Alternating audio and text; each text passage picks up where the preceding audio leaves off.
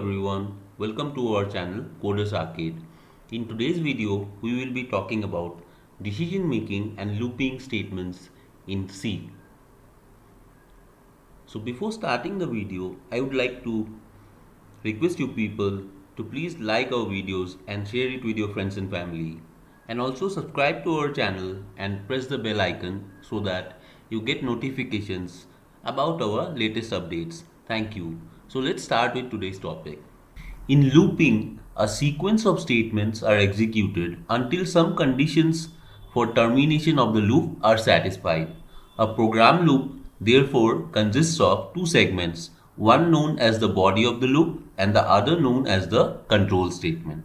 The control statement tests certain conditions and then directs the repeated execution of the statements contained in the body of the loop. So depending on the position of the control statement in the loop, a control structure may be classified either as the entry controlled loop or as the exit controlled loop.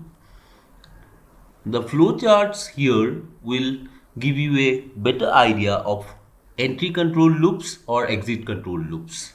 So as you can see, in the entry control loop, the control conditions are tested before the start of the loop execution.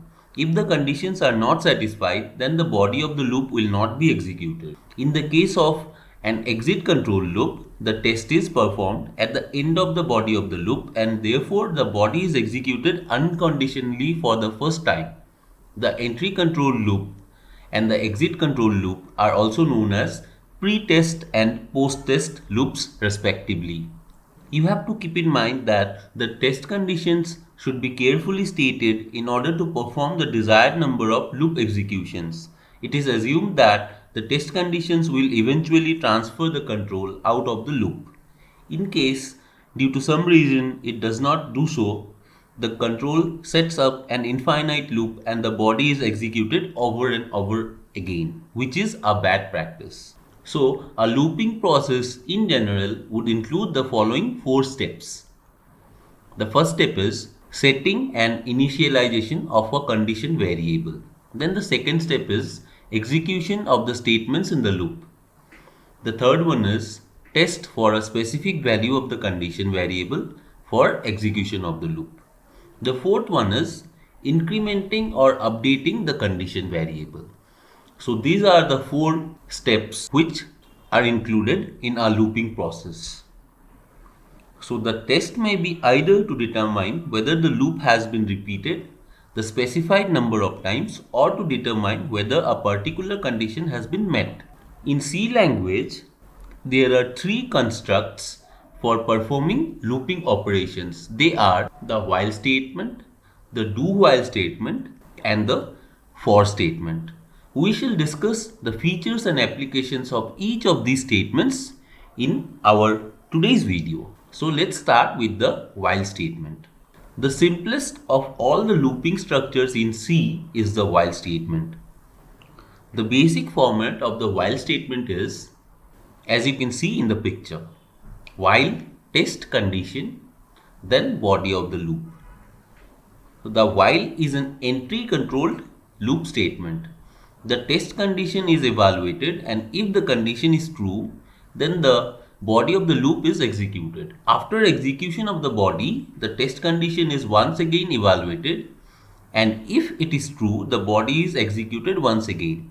This process of repeated execution of the body continues until the test condition finally becomes false and the control is transferred out of the loop.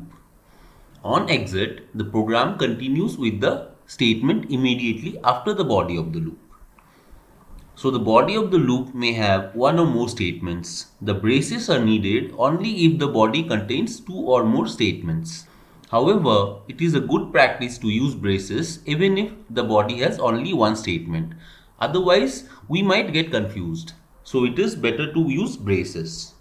So let us go on to the editor and look at an example to know more about the while loop. So here this is my editor and you can see I have already written an example of the while loop for you. So let me explain it line by line. We have included the standard input output header file and then this is my main function. and just because it is returning integer values, so I'm using return 0. If you use void, then you don't have to use this return 0 statement. Now you can see that I have initialized a value or a variable a which is of the integer data type to the value 20, and then I am checking with the while loop. You can see what I am doing is till the value of a is less than 30, I am printing the value of a, and then inside the while loop I am incrementing the value of a using a plus plus. So what I am trying to do is I am trying to print the values of a from 20 till it is less than 30. So in this case it should print from 20 till 29. As soon as the value becomes 30, it will go out of the condition of the while loop. So let me just provide one enter here so that it becomes good to understand.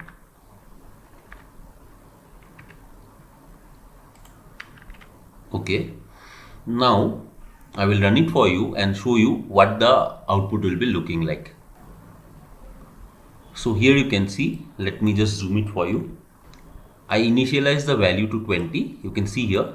Then I gave the condition which is while a less than 30, you can see here. So it's printing the values of a from 20 till you can see 29. All these are printed, and as soon as the value of a becomes 30, it will go out of the control of the while loop. So this is a basic example of how to use the while loop. So here what is happening is I initialize a to 20, then I use the while loop, and this is the condition a less than 30.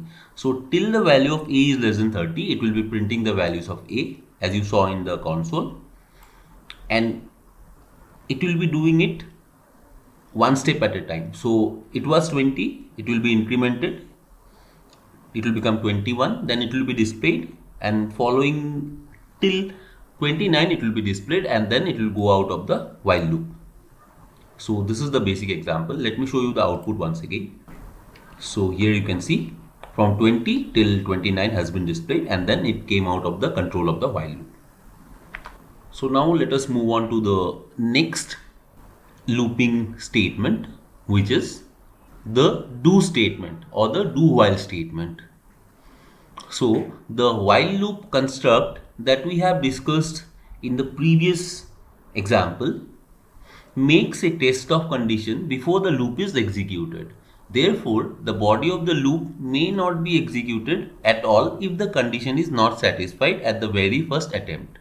On some occasions, it might be necessary to execute the body of the loop before the test is performed. In such situations, we can do it with the help of the do statement. The form for the do statement can be as shown in the figure. You can see here do, then body of the loop, then while with the test condition. So what happens here is on reaching the do statement, the program proceeds to evaluate the body of the loop first. Then at the end of the loop, the test condition in the while statement is evaluated. If the condition is true, the program continues to evaluate the body of the loop once again. This process continues as long as the condition is true. When the condition becomes false, the loop will be terminated and the control goes to the statement that appears immediately after the while statement. So since the test condition is evaluated at the bottom of the loop, the do while construct provides an exit control loop, and therefore the body of the loop is always executed at least once. So this is the basic difference between the while and the do while loops. In the while loop, only if the condition is true, then the body will be evaluated or executed. In the do statement, the body of the loop is always executed at least for one time. So let us go on to our editor and check an example of the do while statement. So here you can see this is my editor and I have this example for you. So here what I have done is I have taken a number num, and this belongs to the int data type, and I have initialized it to 1. You can see here I have given a comment initializing the variable, and then I am starting the do while loop. What it will do is it will print the multiplication of that number with 2, and it will print the multiplication at least once. Then what I am doing is I am incrementing the value of the variable num by using this plus plus method, and after that you can see the while statement occurs, and here I am checking with the condition num less than equal to 10. So what will happen is from 1 till 10 will be checked, and then it will provide the multiplication output. So in this case, in this do while case, what will happen? It will at least execute the body of the loop once. So let us check the output of this program code. I will be running it now, and you can see, let me zoom it for you. You can see I am getting the answers 2, 4, 6, 8, 10, 12, 14, 16, 18 and 20. So when the value of num is 1, then I'm getting 2 into 1, which is 2. And similarly till 2 into 10 it is printing, then it is going out of the control of the do while loop. So let me just make certain changes with the program so that I can show you what actually is happening here. Let me take this to be say 11. So now you can see that it is not satisfying this condition, which is num less than equal to 10, because 11 is not less than or equal to 10. But still, even though I have given the value to be 11, it will at least execute this loop once. So let me run it now. You can see it's at least executing the body of the loop one time. So 11 into 2 will be 22. So this is the output for that. And after that, while it is going to this while loop, it is taking the condition, and since it is not true, it is going out of the control of the loop. So this is the difference between while and do while. In the do while, the body will be executed at least once. Then it will go out of the control of the while loop if it does not satisfy the condition. So now let us move on to the next topic, which is the for statement. So let us first talk about simple for loops. The for loop is another entry control loop that provides a more concise loop control structure. The general form for the for loop is, as you can see in the picture, for initialization, then the test condition, then increment, or it may be decrement depending on our choice. Then we have the body of the loop. Now let me tell you the execution of the for statement. First, initialization of the control variables is done using assignment statements such as I equal to 1 and count equal to 0. Then the variables I and count are known as loop control variables. The second step is the value of the control variable is tested using the test condition. The test condition is a relational expression such as I less than 10 that determines when the loop will exit. So if the test condition is true, then it will either increment or decrement it, and then it will be executing the body of the loop. And then the third step comes. After executing the body of the loop, it will go to the beginning of the for loop, and then it will again check the condition. If it satisfies, then it will go inside the body of the loop, and then in the fourth step it will be continuing the same process over and over again as long as the condition is true. Then in the fifth step it will go out of the condition of the loop if the condition does not satisfy or it is finished. Then in the last step it will go to the next statement. So let us check an example in the editor so that you can understand about the simple for loops in a better way. So here in my editor, you can see that I have written a certain program which will print the numbers from 1 to 10. And I will show you what I have actually done here. This is my main function. Let me press and enter. And now you can see I have initialized a variable int I. You have to remember in this case that whichever loop variables you are taking, you have to initialize those variables, because otherwise your program will encounter errors. So this loop variable has to be initialized. Just because it is an integer value, therefore I have initialized it to the integer data type. And now I am using my for loop, and here you can see the condition is the assignment operator, which is I equal to 1. Then I am checking with this condition I less than 11. Then I am incrementing like this, plus plus I, or you can write I plus plus. So what happens is it will print the value of I as long as this condition is true. It should be less than 11. So in this case it will be printing from 1 till 10. Then after that it will go out of the body of the for loop, because as soon as it becomes 11 it will not execute this body, it will go out. So let me run it for you so that you can check the output. Here you can see I am getting the values 1 till 10 displayed here. So this is what this program is doing. And finally, when the value of I becomes 11, it will go out of the body of the for loop. So this is a basic example of the for loop. Now let us move on to the next topic. Nesting of for loops or nested for loops. So nesting of loops, that is one for statement with another for statement, is allowed in C. And the nesting may continue up to any desired level. The loops should be properly indented so as to enable the reader to easily determine which statements are contained within each for statement. In C programming, it allows up to 15 levels of nesting. However, some common compilers permit more nestings of for loops. So let us move on to our editor so that we can check an example to know better about the nested for loops. So here in my editor I have written a program to print a multiplication table. So you can see I have used nested for loops here. You can see this is one for loop, and inside this for loop I have another for loop, as you can see here in red highlighted text.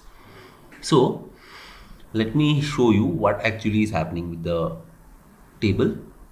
I have initialized three variables n, I and j. So this I and j are the loop variables, and n is the certain number for which I want the multiplication tables to be displayed in my console. So you can see all these are integer data types, so I have initialized them to the integer data type. And here I am asking the user to print the number for which they want the multiplication table to be displayed. Then with the help of the scanf statement here, I am taking the value of n from the user, and finally to display the n tables, suppose up to 10, what I am doing is I am using the for loop. This for loop is known as the outer loop, and this loop is known as the inner loop. There can be many numbers of nested loops. As I told you, normally C programming allows up to 15 nested for loops, and some other compilers allow more than that.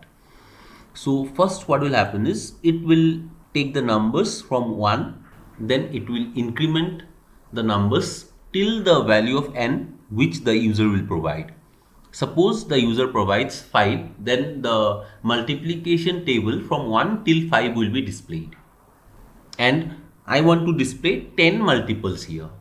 So 1 ones are 1 till 1 tens are 10 will be displayed. Similarly, from 5 ones are 5 till 5 tens are 50 will be displayed. So the highest multiple is till 10 times.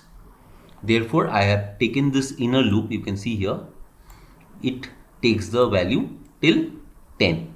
So j less than equal to 10 has been taken here. So what will happen is the outside for loop or the outer for loop will take the values from 1 till the value of n provided by the user, and for the inner for loop it will calculate the multiplication from 1 till 10 multiples, and then it will be printing the value of that multiplication table. And as soon as the value reaches equal to the value provided by the user, it will print the multiplication table, and then it will go out of the control of the for loop. And here I have used one printf statement where I have taken a escape character /n so that I get the multiplication tables one line after the other so that the output looks good. Now let me run this program for you so that I can show you the multiplication table. So here you can see I am pressing 5 and then pressing enter, and you can see the multiplication table from 1 till 5 have been displayed here. You can see the 1 table, the 2 table, and similarly till the 5 multiplication table has been displayed here. So you can provide any other number also, it will provide you the multiplication table till that number.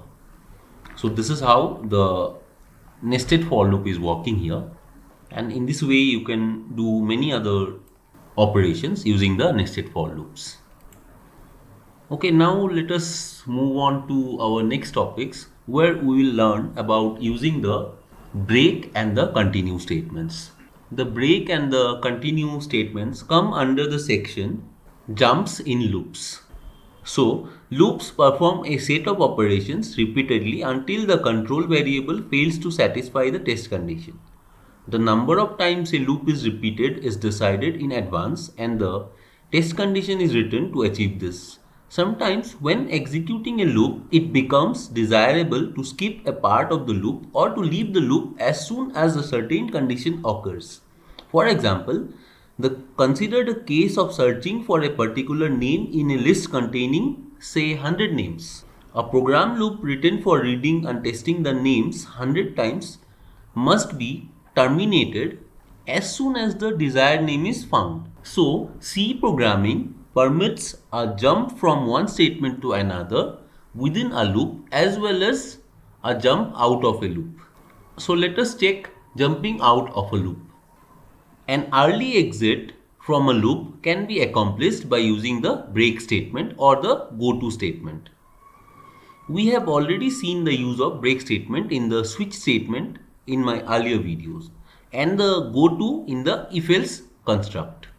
These statements can also be used within while, do, or for loops. So when a break statement is encountered inside a loop, the loop is immediately exited and the program continues with the statement immediately following the loop. So whenever the loops are nested, the break would only exit from the loop containing it. That is, the break will exit only a single loop. So let us take the use of the break statement and the continue statements. So here in my editor, you can see I have written a program which calculates the sum of numbers, and it calculates the sum of maximum 10 numbers. And what I have done in this is, whenever the user enters a negative number, the loop will terminate. To terminate the loop, I am using the break statement here, as you can see. So let me explain the running of the program line by line. So here you can see, let me press an enter, and then you can see this is my main function, and here I have initialized a variable I, which is actually the loop variable I, to my integer data type. Then I am taking two other variables, one is number and the other one is sum. So these two are of the double data type because the user may provide decimal numbers as well. So here I am initializing my for loop. You can see here, let me press one more enter here so that you don't get confused, and then you can see it takes first value and it goes on till the 10th value. So I am calculating the sum of 10 maximum numbers, and then here you can see the increment operator is used. Then this for loop is actually to take the 10 values from the user. And what happens is, I have used the if statement. You can see if the value of the number provided by the user is less than 1 or it is a negative number, then I am using the break statement. So it will directly go out of the control of this for loop and it will terminate the loop. Otherwise, if the number is positive, then it will calculate the sum and finally the sum will be displayed here. As you can see, by using of the printf statement, the sum has been displayed. So let me run it so that I can show you what actually happens. Just provide the numbers one by one. So I'm providing normal numbers or positive numbers in the first case. I will provide 1, then 2, then 3, then 4, then 5, then 6, then 7, 8, 9, and finally 10. So what happens is I am providing positive numbers. So in this case, the loop is not terminated. It will calculate the value and it will display the sum. Let me press enter. You can see the sum has been displayed, which is 55. Now the program has finished. So let me press enter. And this was the normal case where I provided all positive values. And now I will show you the reaction of the program when I provide negative values. As I told you here, whenever this if statement condition is not true or the number provided by the user is negative, then it will break from this loop. Let me show you what happens. I will run it again, and in this case, let me provide 2, then 3, then I will provide -1 and press enter. You can see as soon as I provided -1, it calculates the sum of the earlier two numbers 2 and 3, which is 5, and then it terminated the program because I gave a negative number which did not satisfy this if condition, if number less than 0.0. So here in this case, this is not satisfying this condition, or you can say the number here is less than 0 and therefore the break statement has been executed and it is terminating the loop and it is displaying the sum for these two numbers 2 and 3, and then it is finishing the process. So I will press enter again and I will show you one more thing. I'm running it again. Let me provide directly a negative number, say -5, and press enter. So you can see it does not calculate the sum. It simply goes out of the control of the loop. So this is how you can use the break statement. So now I will show you the use of the continue statement and show you the difference. This is the use of the continue statement, and it is a similar program to the earlier program, but here what happens whenever the user provides a negative number. So in this case what happens is whenever the user provides a negative number, it will continue and it will not calculate the value of the negative number and it will not consider this negative number. It will consider only the positive values and calculate the sum. So this is the use of the continue statement. What happens is it will take all the positive numbers and calculate the addition, but in case the user provides a negative number, it will continue and it will not calculate the sum of that negative number. This continue statement again goes to the control of the beginning of the for loop. So again the user will be prompted to provide a number till the count is 10. So I will show you how this works. Let me run it for you. And now I will show you the difference. Here let me provide 1, 2, 3, and I will give a negative number now, -2, and press enter. So here you can see the difference.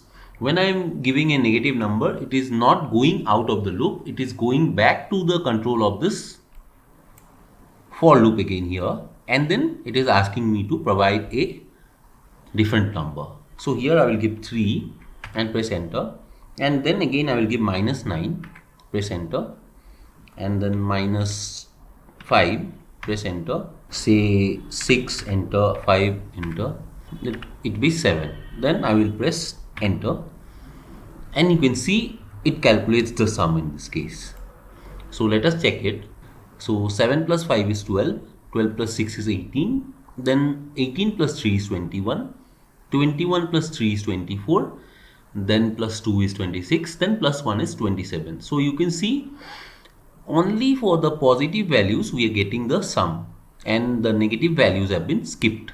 So this is the use of the continue statement, and as soon as the user provides a negative number, it continues the program execution and it will go to the beginning of the for loop and ask for providing us a different number. So this is how the continue is used. With the help of this continue, the program execution will continue. But in the earlier example, you saw that when you use the break statement, it exits the loop. So this is how you can use the break and the continue statements inside loops. These are called the jumps in loops. So you can jump into a loop or jump out of a loop. So this is all about this video, guys. Thanks for watching. Hope you like the video, and if you like it, then tell us in the comment section below. If you have any doubts, then post them in the comment section. I will definitely try to clear those doubts. Also, like, share and subscribe to our channel Coders Arcade and press the bell icon so that you will get a notification when we post a new video. Thank you.